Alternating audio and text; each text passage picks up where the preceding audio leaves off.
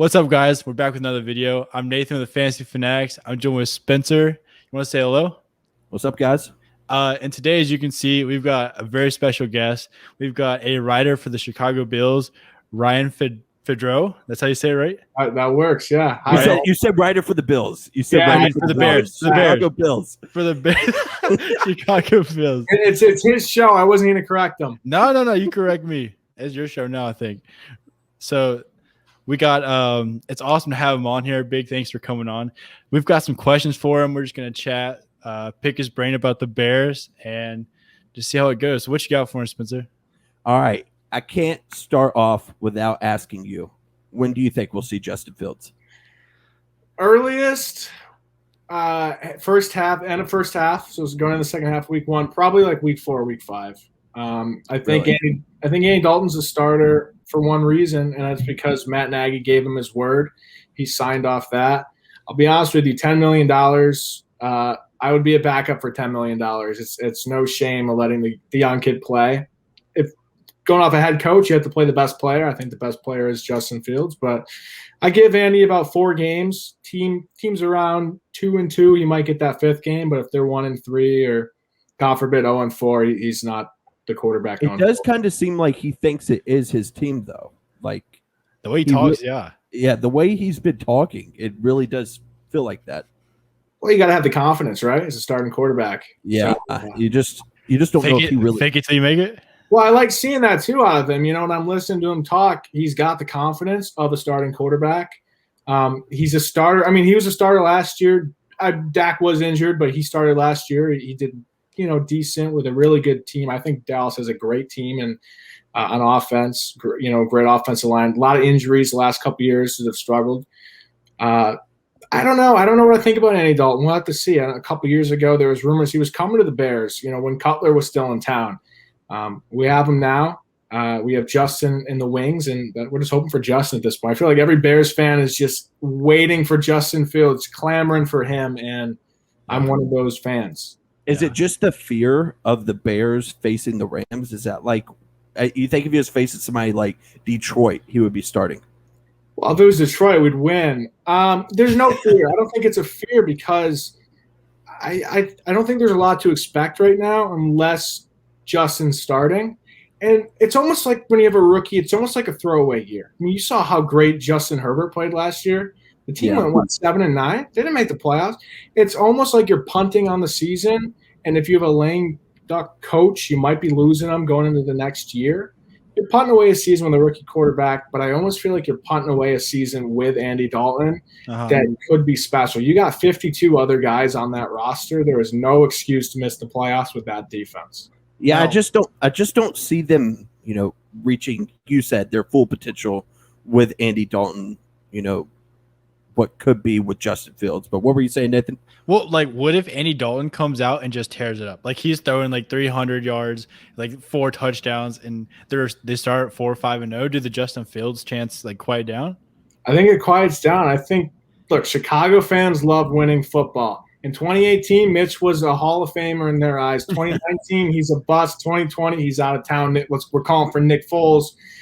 Nick Foles struggles. They're calling back for Mitch. That's just how it is. So if they start off 5-0, Ryan Pace is a genius. They got Andy Dalton. Let the kid wait, and we'll get him in 2022. They start off 0-5, and Justin Fields is still not in the game. I don't know what's going to happen. The city might burn down. I could see it 5 minutes into the first quarter after Andy Dalton throws a pick. After Andy Dalton throws a pick, just people are just bagging for Justin Fields. I mean, I can totally see that. And last year, the Bears were down 23-6 to the Lions, and they were already saying, let's lose every game and get Trevor Lawrence. So they were already – it was week 1. The Bears ended up coming back winning that game, and they were already saying, screw this, keep – put Foles in or keep Trubisky in or whatever. We're going 0-16. We're getting, Trevor Lawrence. And then towards, they start off 5-1 and we're calling for the Super Bowl. They're talking about winning ugly. After they beat Tampa Bay on a Thursday night, I remember. I'll be honest with you. I was feeling good after that game. I was like, you know what? Nick Foles, he's not my guy. I want Mitch. But if we're going to win football games, obviously Mitch wants to win. The fans want to win. I want to win. So I put my bias of wanting Mitch to be the quarterback aside and said, we're riding with Nick Foles. And then you lose, 5 in a row. Then Mitch ends up losing one, or maybe it was 2 in a row they ended up losing when he came back. But they started off 5-1 and were like 5-7 or something at one point. I mean, that is firing your head coach football. Well, Trubisky is the MVP. He's the one and only. That trophy. Did you guys see that trophy? That trophy is sick. I have not seen the trophy. He brought it to Bill's practice and the Barstool guys from PMT. Oh, yeah. I saw that. I saw that interview. So. And he showed us off the trophy. So that was awesome. And then we got to see your guy, Josh Allen, who did an interview with them too. So, yeah. And with you were talking earlier about how when teams start their rookie quarterbacks, it's kind of like a throwaway year. But I don't think that's necessarily the case with Chicago. Like, it's not like a Jets roster or a Jacksonville roster. Like, they've got lots of talent, like legit wide receiver one, Montgomery in the backfield, and a nice defense. Like, do you still think that it's going to be just like a throwaway year per se? I think I'm just going off the Trubisky, but how his rookie year was almost like a throwaway year. The stats didn't matter. He was in the game and he was handing the ball off. It seemed like every play. He has the record for least completions for a victory in that 2017 year. But speaking of playoffs, the Seahawks, what was it? The rookie year with Russell, they made the playoffs, right? Yeah. And you look at Andrew Luck and Robert Griffin III. So it's not always a throwaway year. Mm-hmm. I'm going after Justin Herbert, how great he played. And I think the Chargers, obviously they're a lot more talented this year than they were last year, but I thought they were a talented roster. I like Tyrod Taylor. I thought they were going to be close, around 7-9, 8-8. Interesting that they finished the same way with how great Justin Herbert played. It's not always a throwaway year. I think the athleticism gets 8-9, 9-8. I think because the offensive line's got a lot of injuries for the Bears, but I think that athleticism of Justin Fields wins them a couple more games. But still, I don't know. 9-8 is the best I see him doing, but that's Justin starting from week 1. No, gotcha. Okay. Gotcha. All right. Something else I was going to ask you. With the Damian Williams signing, do you think that's kind of an insurance option, or do you think Montgomery could potentially split that backfield, maybe 60-40, 65-35? I'm always in favor of multiple running backs, a 60-40, even 50-50.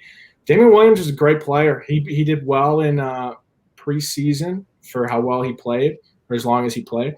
It's not an insurance option per se, but because Tariq Cohen is going to be out the first couple weeks, it almost like it is. It seems like it is, but it was a great signing, I think, and I think he's a great second running back. I think the Bears running back, if they stick to the running game, they got some great running backs, I think. If they run so you don't 25. So you don't see, David Montgomery getting, the 20, 25 touches per game, because he looked so good in, I think it was weeks 11 to 17 last year. He was one of the best running backs in the league. Well, Bears fans will remember the run against the Packers. It was like an 80-yard run or 70-yard run, something crazy. Week, 11, week 12, around there. They ended up getting smoked on Sunday Night Football, but the run is what we thought about. No, I think David gets around 20 touches. I think Damian probably 5 to 7. I think they run about 27, 28 times a game. But that's just me wishful thinking. I think running the football, all those really great Bears teams with, a couple of years ago, Matt Forte ran the ball crazy in 2010 when they won the division and went to the championship game. They weren't winning football games off of Rex Grossman's arm. They were winning running the football. And that great defense. So I think in Chicago, you got to run the football, especially when it gets cold out, guys. You got. What about Tariq Cohen? I'm pretty sure he's on the IR right now. Should be back week 7, week 8. What do you think when he gets there? Who do you think gets the majority of the touches out of Cohen and Williams, assuming he's fully healthy? With Matt Nagy, it's probably going to be Cohen, but I think Cohen he's got to be like a Darren Sproles guy. He's getting the ball out of the backfield via pass. He's not running the ball out. He's doing trick plays. He's out in the slot. He's out far. He's not a running back, and that's not a knock on him. He's 5'6", 170, whatever he is. He's quick. He's a fast guy, but he's not a running back. He's not going in between the tackles. So if you want to do some option plays with him, some RPOs with him, I'm all for it. But when it comes down to running the football, killing clock, moving the ball down the field, Tariq Cohen's not your guy. He'll never be that guy. He's just too small. Well, we saw last time Cohen was on the field, he was primarily a slot receiver. Do you see a bunch of formations where they've got him and either Montgomery or Williams on the field at the same time? I think that'd be smart, to get both of them out there. Because if you get both of them out there, even both in the backfield, you get them in a shotgun where, one's on the left, one's on the right, and you don't know who's getting the ball, or you put it in a pistol. You can get some defenses wondering but you have to give the ball to both guys. It can't be going to one. I can see, him in the slot, him on the outside. That's the best for him. He's not a running back. He's not in between the tackles guy. That would be perfect for him. Mm-hmm. I was going to ask you about two receivers. I'll start with Darnell Mooney right now. I think it was the last week in the season when they faced Green Bay. He had his first game with 7+ catches the whole year, and he had 11 in that game. I'm looking at it right now. He had 13 targets. Do you think when we see Fields, we'll see, more targets his way? Or do you think it will be, kind of the big guys, Cole Kmet, Jimmy Graham, and Allen Robinson? Well, the way Justin Fields plays the game, I see him going a lot more to Cole Kmet and more to a safety blanket and Allen Robinson. But I think early on, I think Andy Dalton's going to get Darnell Mooney into games. And I think if you see him doing really well early on, Justin's going to fall into that. But I think that's a great connection. And they got, 3 more years on his rookie deal plus the 5th-year option if they take it. Darnell's a stud. His statistically didn't look great last year, but when he played, he played pretty well last year. You didn't have some splash plays, yeah. Yeah, he did. He's one of those guys that you can give the ball to and he's going to make a big play. He's not. He's a big play guy, and that's what the Bears need more of. And I think they went out and got big play guys in the offseason. Okay, all right. And the other receiver, Allen Robinson. Some people were, talking about maybe him getting traded potentially early on in this offseason, but he's there. And what do you think he'll do when it comes contract time at the end of the year? Because he is on his franchise staff. He should already have a contract. I'll say that. It was an interesting signing years ago because he wasn't the number one guy in Jacksonville. He was coming off that injury, the ACL injury. That was a big risky signing, and he played great. And then he was a 1,000-yard receiver the last 2 years. I believe he was. If he didn't, he was very close to 100 receptions the last 2 years each season. He should already have a contract. He should be a Bear for life. He should be paid. I heard early they were fighting about Ryan wanted to pay him $16 million and Allen wanted $18 million. Meet in the middle at 17. Bears need that guy. He's a great wide receiver. Do you get the feeling give him the 18? Do you get the feeling that he wants to be there? Or, maybe he doesn't want to be there? Some of the comments he's made, it's 50-50, him saying that 31 other teams had already given him an option or they had all this time to sign me. But it also could be him thinking they don't want me, which would be crazy if they don't want him. I think if winning cures all, if they have a really good year, he stays. If they stink this year, unless Justin comes in and he looks pretty good and he's like, we got something with this kid. But if he doesn't see much, I can see him going to a good team and trying to get a Super Bowl. Because I think there were rumors that he wanted to go to the Packers. Yeah, that's what I was going to ask about. Yeah, I think there were rumors that he wanted to maybe go to the Packers, and he chose the Bears. Yes, in 2018, yes, that is true. Yeah, and I think I heard somewhere Mitch Trubisky played a part in that, but I'm not positive. Yes. So to my understanding, Matt Nagy and the Mitch Trubisky thing, it was, hey, we got a young quarterback. We potentially have years of greatness. And think about it. If he was going to Green Bay, at that time they had Devontae Adams and Randall Cobb, which now they have again. But he would have been probably their number 2 or number 3. Should he be their number 2, number 3? I don't know. I'm a little biased. I would take him over Adams. But absolutely not. No, I have to be biased. Devontae Adams is a top 5 receiver. But I think Allen Robinson's very close. And I think I don't know. It's hard. I'm a loyal guy. So when I get my guys, and Allen's one of my guys, So when you're in my when you're one of my guys, I'm loyal towards you. So I would take him, but he wouldn't be the number one guy in Green Bay now. All right, and I got to ask you another question. This one's about fantasy. A lot of people's breakout star this year is Cole Kmet. Right now, I think he's slotted in as the tight end 2 behind Jimmy Graham on the depth chart. Correct me if I'm wrong, but I mean, do you see him playing, the same amount of snaps, maybe more snaps than Jimmy Graham, or do you think this is just something early because he's a young guy? It'll probably be 50-50. But he's not a bad guy to have on your roster, especially early on. You take him, he's on your bench a couple of weeks. Let's say he has a couple great games. Now everyone wants him. And if you don't have George Kittle, you don't have some of those top guys, Travis Kelce or Rob Gronkowski, why not take a shot on a young guy like Kmet? Because, hey, if he has a couple good games, everyone's going to be going to the waiver wire, and you already got him. Mm-hmm. Yeah, exactly. Well, I don't think he will. He looked really good towards the end of the year. But when I say stink, I mean in a fantasy perspective. If he's not, getting all the points, then you can dump him.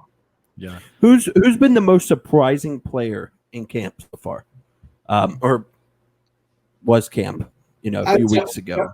Justin Fields, because they made him out to be this guy that doesn't have a hard work ethic and stuff like that. And I didn't buy into it, but a lot of people did. But everyone was excited. People are excited about Justin and the way he kind of commands the offense and is a leader. And even in rookie minicamp, he was pointing stuff out to guys and like, hey, try doing this, or you ran the wrong route here, try that. And he's very good with criticism. He commands the huddle. Personally, I think better than Andy Dalton. And I think the team looks better with him, and they have more confidence when he's under center. That's just what I've noticed and what a lot of people do. They don't look confident with Andy Dalton. Mm-hmm. So it seems like every year, every team has that one guy that kind of comes out of nowhere and busts onto the scene. Is there one guy on the Bears this year who you think is going to be like that guy? Well, it was going to be Daz Newsome, but he's not on the 53-man roster.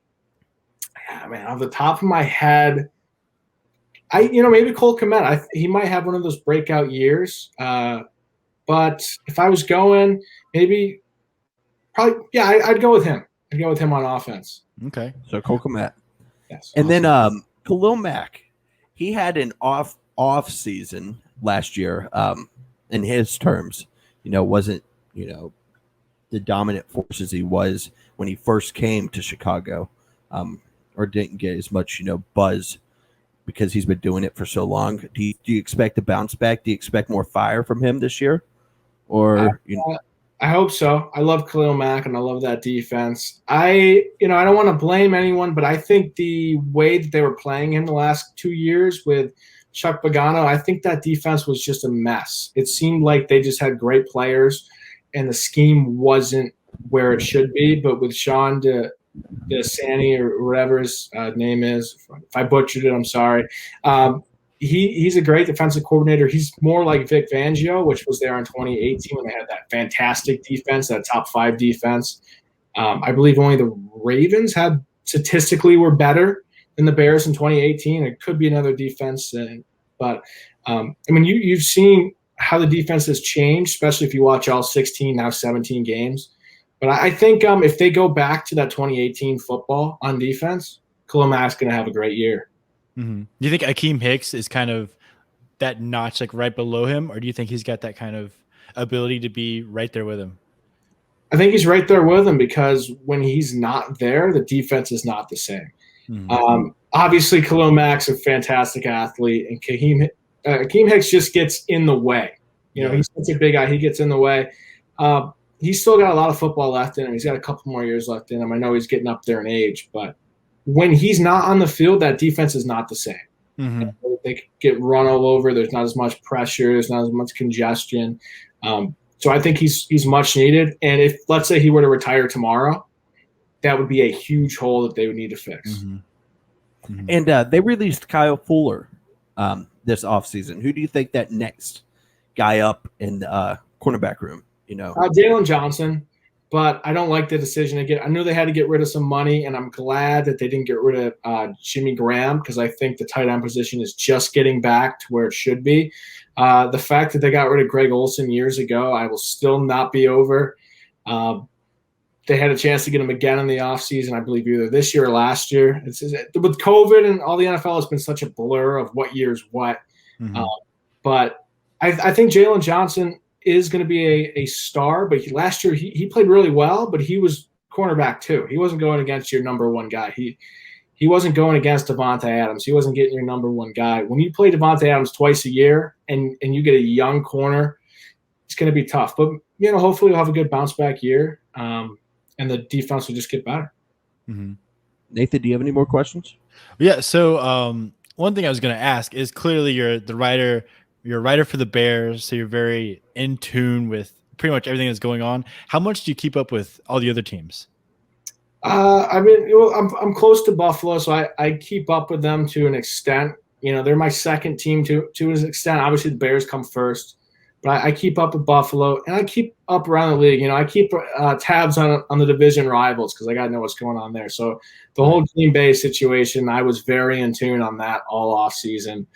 But Aaron's back, so there's no free division this year. It's would it have been free? Would it have still, even if he wasn't there, would it have been free? I don't think it would have. For Minnesota.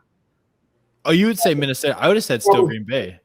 Well, if it's going to someone else, I think the Bears are going to struggle with Andy Dalton. And I think the decision to keep him in is going to go longer than it should. Yeah. And I think they're going to be in a hole so far where it's just going to be hard to come out of. But I did see something, speaking of the quarterback position, from Adam Greenberg saying that Nick Foles should be the number 2. Over Justin Fields. And I want your guys' thoughts on this because I found it interesting. He says that if Justin Fields isn't ready for week 1, which is why he's not playing, in his words, what does, Andy Dalton playing poorly, or even, let's God forbid, he got injured, say Aaron Donald, hurt him, he fell, on his ankle, twisted his ankle or something. How does a sprained ankle or poor play make Justin Fields ready? That's a good question. You go first, Spencer. I got an answer for this one. Well, I mean, you said he came out of the gates firing at training camp. Yeah. I mean, we saw what you get out of Nick Foles with almost the same team last year. I don't know if there was any real, added weapons on that offense. Meaningful weapons, right. Early on. Yeah. Crazy. But I don't see how Nick Foles can. I think Matt Nagy loses his job midseason if he puts in Foles after Dalton goes down. There's no way it would happen. But the way you brought that up, I think Fields is ready. I'll be honest with you guys. Right to a point where he's the best quarterback on that roster. Yeah, I agree. Is it a hot take for me to say that I think it's Fields 1, but then it's Foles, then Dalton? I said the same thing, so it's not. Yeah. Well, it is a hot take, but I honestly think just looking at like his first 6 or 7 drives being just 3 and outs, it's Fields 1, no question. Mm-hmm. No Bears fan, maybe a couple will disagree with that. I think a hot take is Foles 2, and then Dalton. And I don't Foles 2, and then Dalton. Yeah, so I think Fields is definitely 1, no question. You got to play the best player. And I've been saying this for a couple weeks now, and I don't mean it, but I mean it as like if Fields was, let's say he's the worst quarterback ever, which he won't be, but let's say he was a bust, I'd much rather have him on the field than Andy Dalton. Yeah, I agree 100%. I mean, do you think the whole Tua situation last year, how he did it, everybody thought he was ready to come out. It was a controversial decision to bench Ryan Fitzpatrick after he was playing, actually pretty well. Do you think that decision scares them a little? That whole thing was so weird, though. How they the end of the game, they said, "All right, Tua, you're going to go victory formation, hand the ball off a couple times," and then they said, "Okay, you're starting next week," or was it after the bye, something crazy like that? And then he struggles a little bit. All right, Ryan, you're back in. Once you put Justin in, he's in. Unless he gets injured, if he stinks, you got to keep him in. If he gets hurt, obviously you can't put him in. And then I think there's where Foles comes in. I think Foles is number 2. Foles and Dalton are interchangeable. I don't think they should have really made that signing. I know it was Trubisky's gone. We got to fix something. The quarterback room obviously was not up to par. You went 8-8 with a team that is 12-4. on that defense and with the weapons. Trubisky was 6-3, so it just makes you wonder if he played longer. Are they a 10-6 football team? Are they 11-5? We'll never know. It's questions, but Foles came out looking good, and then the team fell apart.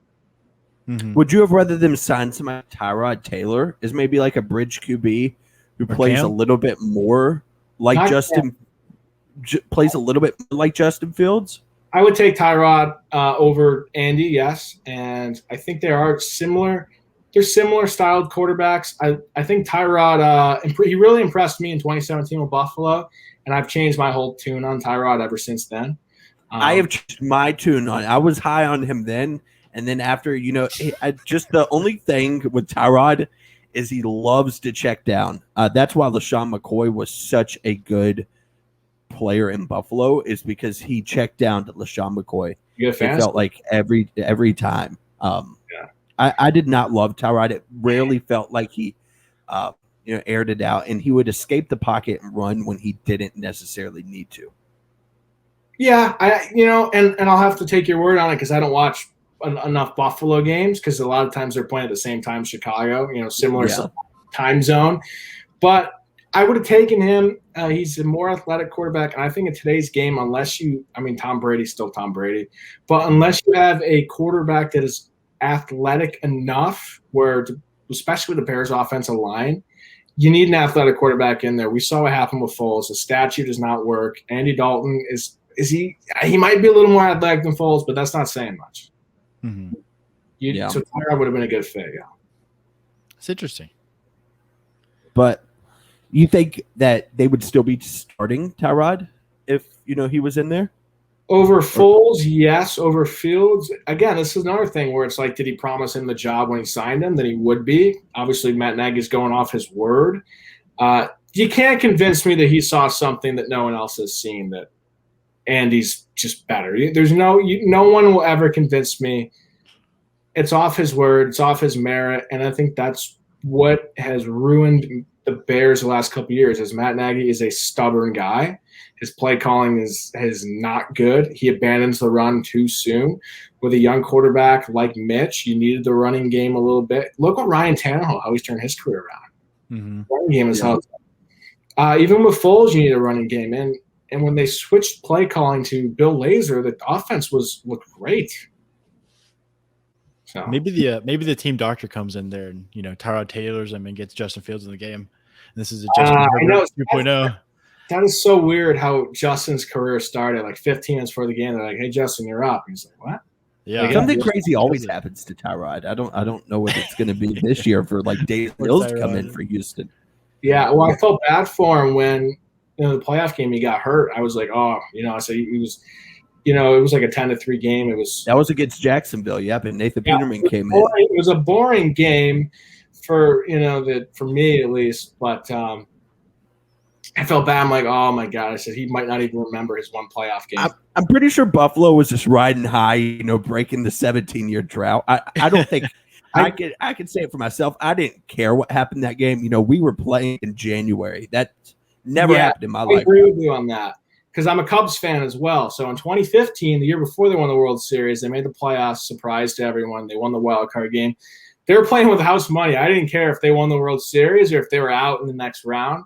They end up winning a round and then getting swept by the Mets. But it's house money. They were so bad for so long. I was just so happy. And then obviously they go and win the World Series the next year.